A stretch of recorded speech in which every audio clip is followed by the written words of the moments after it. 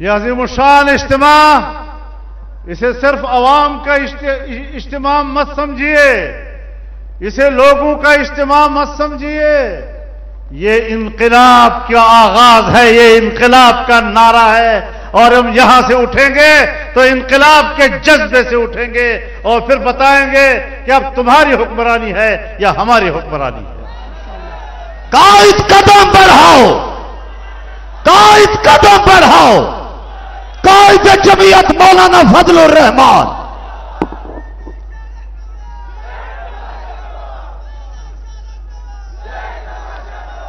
لے اشارے خبر وطلے دے تبر بے ہوئی سر۔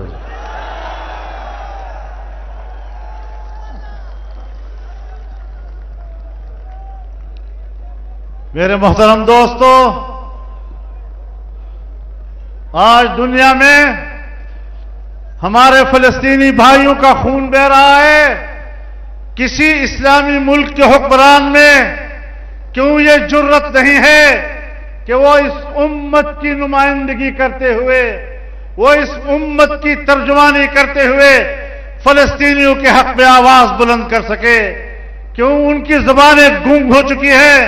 ہم ان کو بتانا چاہتے ہیں کہ تم گونگ سہی، قوم زندہ ہے، ان کی آواز زندہ ہے، امت زندہ ہے، اور یہ اجتماع پوری امت کی آواز ہے۔ ہم فلسطینیوں کے شانہ بشانہ کھڑے ہیں، اور میں قوم کو بتانا چاہتا ہوں کہ آج جس میدان میں آپ بیٹھے ہیں اور جس میدان میں 1940 کی قرارداد پاس ہوئی تھی، 1940 میں جب یہودی فلسطینی سرزمین پر بستیاں قائم کر رہے تھے، تو بانی پاکستان محمد علی جناح کی قیادت میں اس قرارداد میں واضح طور پر کہا گیا ہے کہ ہم ان بستیوں کے قیام کے خلاف ہیں، اور ہم یہودیوں کے مقابلے میں فلسطینیوں کے شانہ بشانہ کھڑے ہوں گے۔ جب پاکستان کے قیام کی بنیاد ڈالی جا رہی تھی تو مسئلہ فلسطین پر اپنے موقف کی بنیاد بھی ڈالی گئی، اور جب پاکستان بنا تو دو واقعے سامنے آئے، اس سے اندازہ لگائیں کہ پاکستان کہاں کھڑا ہے اور اسرائیل کہاں کھڑا ہے۔ سن 1948 میں جب فلسطین معرض وجود میں آیا تو قائد اعظم نے کہا کہ یہ برطانیہ کا ناجائز بچہ، اسرائیل برطانیہ کا ناجائز بچہ ہے، اور برطانیہ کا لفظ اس لیے کہ 1917 کے معاہدے دالفور کی طرف اشارہ تھا جو برطانوی وزیر خارجہ نے اس کی بنیاد اسرائیل کی بنیاد ڈالی تھی۔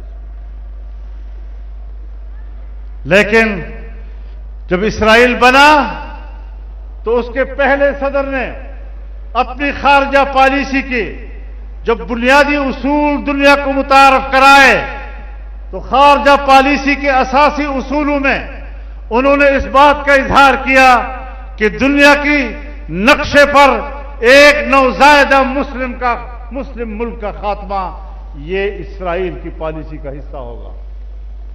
اب پاکستان کے بارے میں اسرائیل نے کیا سوچا تھا اور اسرائیل کے بارے میں پاکستان نے کیا سوچا تھا، ذرا اس تناظر میں اپنی تاریخ کو دیکھیے۔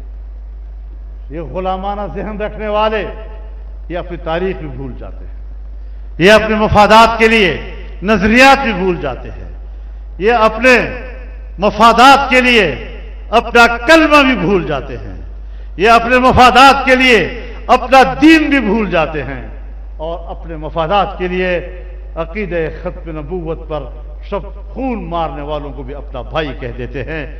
یہ نہیں چلے گا۔ اب اس کے بعد واضح طور پر ہم نے دنیا میں ایک لکیر کھینچی ہے، وہ نظریاتی لکیر ہوگی، وہ عقیدے کی لکیر ہوگی۔ آج میرے دینی مدارس پر کیوں دباؤ ڈالا جا رہا ہے؟ عالمی آقاؤں کے دباؤ پر تم ہمارے دینی مدارس پر دباؤ ڈال رہے ہو۔ قرآن و حدیث اور فقہ کے علوم کے لیے جو نصاب ہم نے متعین کر رکھا ہے وہ تمہارے آج نشانے پر ہے، لیکن یاد رکھو ابھی ہم نے تمہیں نشانے پہ نہیں رکھا۔ ہمارے تحمل کا اندازہ لگائیے، ہمارے تحمل کا اندازہ لگائیے. تم نے مدارس کو نشانے پہ رکھا ہوا ہے. ابھی ہم نے فیصلہ نہیں کیا، اور جس دن ہم نے فیصلہ کیا، خدا کی قسم کھا کر کہتا ہوں، اللہ کو گواہ بنا کر آپ سے کہنا چاہتا ہوں کہ ملک چھوڑنے پر تمہیں مجبور نہ کیا، تمہیں فضل الرحمان نہیں ہوں. للکار ہے، للکار ہے، للکار ہے، للکار ہے. قائد جمعیت مولانا فضل الرحمان، تم میرے مدرسے کی ایک اینٹ گراؤ گے. سنو، تم میرے مدرسے کے ایک اینٹ گراؤ گے، میں تمہارے اقتدار کی پوری عمارت کو زمین بوس کر دوں گا.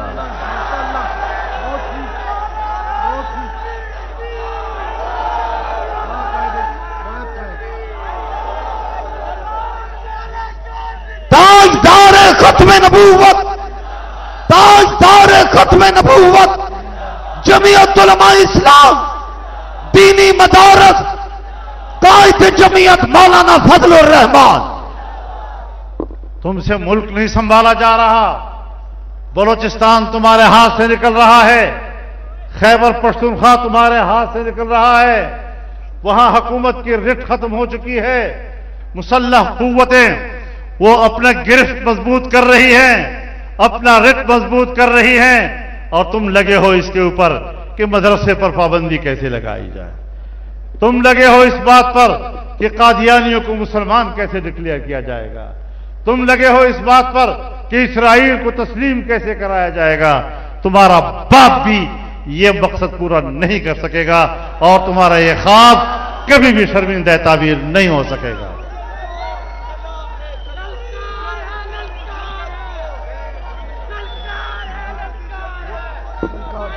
قائد تیری جرت کو، قائد تیری جرت کو،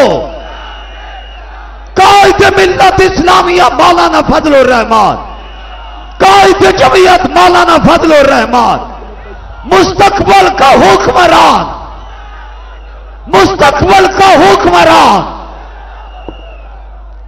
میرے محترم دوستو، میں نے تو اسمبلی میں بھی کہا تھا کہ یہ جو تم لوگوں سے ٹیکس وصول کرتے ہو، یہ قوم عادی ہو چکی ہے. اس نے انگریز کو بھی ٹیکس نہیں دیا تھا، انگریزی نظام کے تسلسل کو بھی یہ لوگ ٹیکس نہیں دے رہے ہیں. اور ٹیکس تب دیں گے ہم جب تمہیں ہمیں امن مہیا کرو گے، ہمیں معیشت مہیا کرو گے. ملک کی معیشت تباہ کر دی تم لوگوں نے، ملک کا امن و امان تم نے تباہ کر دیا ہے. جب تم مجھے امن نہیں دے سکتے، جب تم مجھے معاش نہیں دے سکتے، کس بنیاد پر تم مجھ سے ٹیکس لینے کے حقدار بن سکتے ہو؟ بات اصول کی ہے، بغیر اصول کے ہم بات نہیں کر رہے. تم میرے عقائد کو مت چھیڑو، تم میرے اسلام کو مت چھیڑو. عقیدہ ختم نبوت پر امت مسلمہ کا اتفاق ہے، اور سود کے خاتمے پر پوری قوم متفق ہے. ٹھیک ہے کہ نہیں؟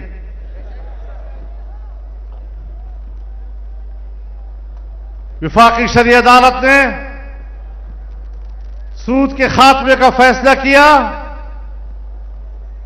اسٹیٹ بینک آف پاکستان اور نیشنل بینک آف پاکستان نے اس کے خلاف اپیلیں واپس لی، لیکن کچھ بینکوں نے اپیلیں دائر کی اور اس پر اسٹے لیا، نظر ثانی کے لیے درخواست دی. میں نے چند روز پہلے سپریم کورٹ کے چیف جسٹس کو خط لکھا ہے، اور میں نے ان کو بتایا ہے کہ عقیدہ ختم نبوت کے حوالے سے مختصر فیصلے کے بعد جلد از جلد اپنا تفصیلی فیصلہ لیجیے. اور دوسرا یہ کہ جن لوگوں نے سود کی حرمت کے حوالے سے عدالت نے فیصلے دیے ہیں اور اس کے خلاف اپیلیں دائر ہوئی ہیں، ان اپیلوں کو فوراً نمٹایا جائے. عدالت نے تمام اداروں کو یہ ہدایات کی ہے کہ 5 سال کے اندر اندر اپنے مالیاتی نظام کو سود کی آلائش سے پاک کر دیں. پھر کسی بینک کے اسٹے کے اوپر کیسے آپ نے اتنا بڑا فیصلہ روکا ہوا ہے؟ تو انشاءاللہ اس کے لیے بھی تحریک چلائیں گے, اس کے لیے بھی ہم میدان میں رہیں گے. سود کا نظام اللہ سے اور اس کے رسول سے براہ راست جنگ کا نام ہے. کیا کوئی مسلمان یہ سوچ سکتا ہے کہ میں اللہ اور اس کے رسول سے جنگ کروں؟ کیا کوئی سوچ سکتا ہے اس کا؟ اور اس ملک میں ہم 77 سال سے ہم اللہ اور اس کے رسول کے ساتھ جنگ کر رہے ہیں. کہاں سے رحمت آئے گی؟ دشمن پر بھی کوئی رحم کر سکتا ہے؟ ان حکمرانوں کی وجہ سے آج ہم من حیث القوم اللہ اور اس کے رسول کے مقابلے میں جنگ پہ اترے ہوئے ہیں. ہم اللہ سے معافی مانگتے ہیں اور اس گناہ کی تلافی کے لیے میں پوری قوم کو متحد ہونے کی دعوت دیتا ہوں. اور انشاءاللہ ہماری اگلی تحریک اس لعنت کو ختم کرنے کے لیے ہوگی. آپ کا اتفاق رائے ہے؟ تو انشاءاللہ العزیز عقیدہ ختم نبوت پر مجلس تحفظ ختم نبوت جس طرح پہرا دے رہی ہے, ہم اس کے شکر گزار بھی ہیں. شاید ہم غافل ہوں, لیکن یہ فقیر اس قلعے کے دیواروں پر کھڑے ہو کر چوکیداری کر رہے ہیں. انشاءاللہ ہم اس تحریک کو آگے بڑھائیں گے اور یہ سلسلہ جلسوں کا چلتا رہے گا. 14 اکتوبر کو مفتی محمود کانفرنس انشاءاللہ سندھ کے شہر میرپور خاص میں ہوگا اور انشاءاللہ اسلامیان پاکستان اس میں بھی شرکت کریں گے. اللہ تعالی ہمارا حامی و ناصر ہو اور اللہ تعالی ہمارے قصوروں کو معاف فرما دے. اللہ اپنے عفو و کرم کا معاملہ فرمائے. وآخر دعوانا ان الحمدللہ رب العالمین.